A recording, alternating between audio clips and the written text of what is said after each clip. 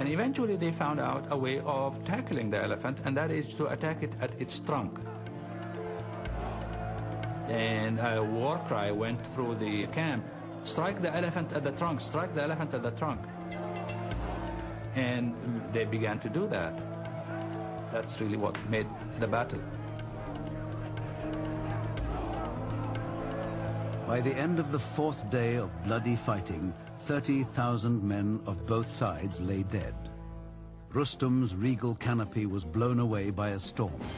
He was recognized and slain as he tried to escape. Confused and in panic, the Sassanid troops broke ranks and fled. The Arab underdogs were victorious, and the Battle of Al-Qadisiyah, one of the most significant in history, sealed the fate of the Persian Sassanid dynasty. Its empire was doomed. The backbone of the Persian Empire was broken. Its main army was defeated in that battle. And it opened up areas for Arab Islamic conquest. One of the things that the Arabs do pretty early on, in fact, a couple of years after the Battle of Qadisiyah, is establish two important camp cities in that area. One, Kufa, and the other, of course, we know much better as Basra today.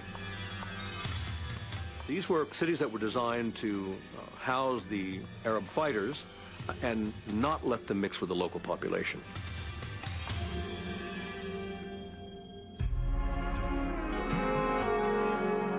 By the middle of the 7th century AD, the Arabs held sway over all Mesopotamia and the Persian plateau as far as Central Asia. Some historians believe that already by this time, Mesopotamia was being referred to as Iraq. There's a disagreement about this among historians. A minority view holds that the name probably is derived from the ancient Sumerian city-state of Uruk. And a more accepted version is that the name is derived from a Semitic word which refers to a shoreline in reference to the river. Following the death of Muhammad, a disagreement over how Islamic leaders should be chosen developed between the religion's first ruling dynasty, the Umayyads, and a minority Muslim faction living in southern Iraq. A wealthy clan derived from hardy desert nomads, the Umayyads, moved the capital of Islam from Medina in Arabia to Damascus in 661, and afterwards used Syrian forces to extend the burgeoning Arab empire. The Umayyads would become the Sunni wing of Islam, whose leaders, or caliphs, were initially selected by elders of the community. However, the devoutly religious group in Iraq, known as Shiite Muslims, did not recognize the authority of the caliphate. Instead, they accepted only the descendants of Muhammad's cousin and son-in-law, Ali, as the legitimate leaders of the faith. They came to argue that Ali and his descendants were divinely inspired and chosen by God to be the leaders of the Muslim community. These divinely inspired individuals, they refer to as imams. Over the next 20 years, the followers of Ali, known as Shiite Ali, fought the Umayyad caliphs for control of the empire and the doctrines of Islam. Though unsuccessful, the Shia would remain a powerful force in Iraq and a minority in many Muslim communities. It was another dynasty of Sunni Muslims that finally overthrew the Umayyads in 750 AD. The Abbasids claimed descendancy from Muhammad's uncle, and like the Shia, believed the spirit of Islam had been betrayed by the Umayyads. In 761, the Abbasids, under their leader Abul Abbas, murdered the entire ruling family and chose an Iraqi settlement as the new heart of the Muslim world. The village would become the city of Baghdad.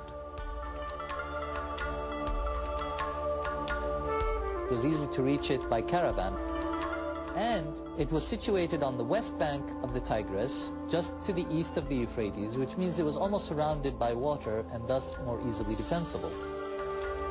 A workforce of 100,000 men transformed Baghdad into a bustling metropolis in just 4 years.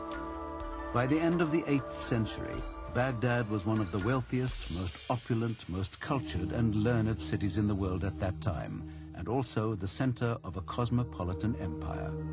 Science, medicine, and classical scholarship were revived, and Arab explorers ventured as far as Canton and Japan. They understood astronomy and knew the world was round. Over the next 3 centuries, however, the capital of Islam suffered through the political turmoil of a civil war and a series of natural disasters, including fire and flood. But the worst calamity was still to come, when one of the most fearsome military forces ever to roam the earth approached Baghdad menacingly from the east. The extent of the destruction is one that remains very much in the consciousness of Iraqis today, believe it or not.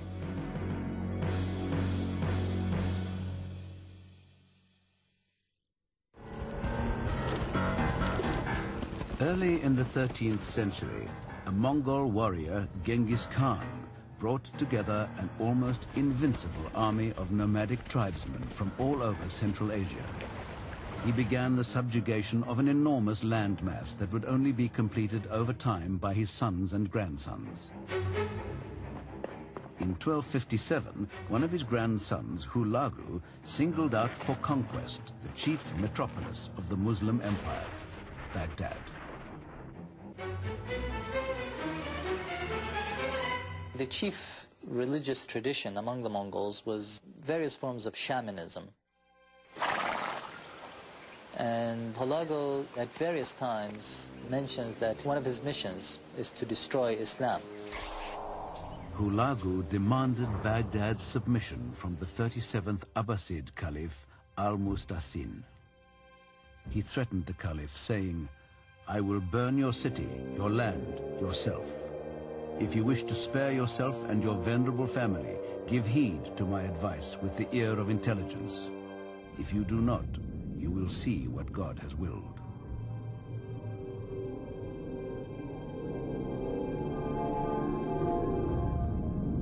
The Caliph responded by saying, "You daren't attack me, because if you attack me, the entire Muslim world will come to my support." As it turned out, the Muslim world did nothing, and Baghdad faced its most terrible calamity under the Mongols.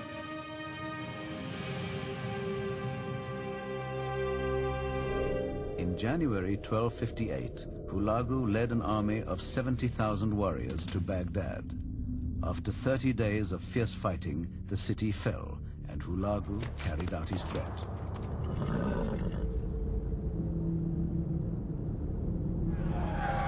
He wrapped Al-Mustasin in a rug and had him either trampled to death by horses or beaten to a pulp by his henchmen.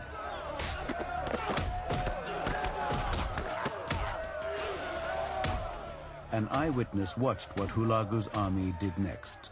He reported, "They swept through the city like hungry falcons attacking a flight of doves, or like raging wolves attacking sheep. A loose rein and shameless faces murdering and spreading fear."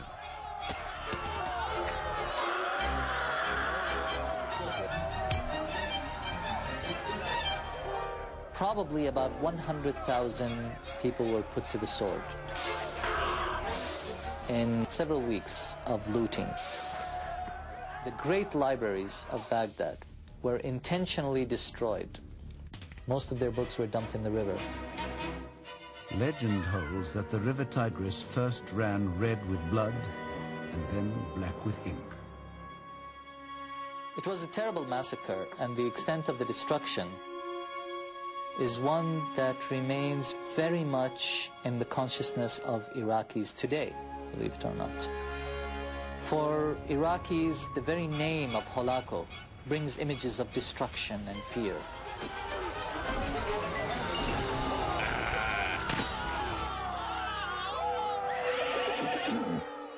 Hulagu died in 1265, but his dynasty, known to history as the Ilkhanids, continued to rule the territories of Iraq, eastern Anatolia, the Caucasus, and Iran from their capital, the Iranian city of Tabriz. The horrific effects of the Mongol invasion devastated Baghdad utterly and continued to resonate throughout Iraq for over 200 years. Iraq is a scene of devastation, constant invasions, instability, and generally economic decline. These are the dark ages of Iraq in all respects, really. The Mongols were unable to maintain authority over Iraq after the death in 1357 of the last Ilkhanid ruler. The region languished economically and politically under a succession of local warlords. Then, in the 16th century,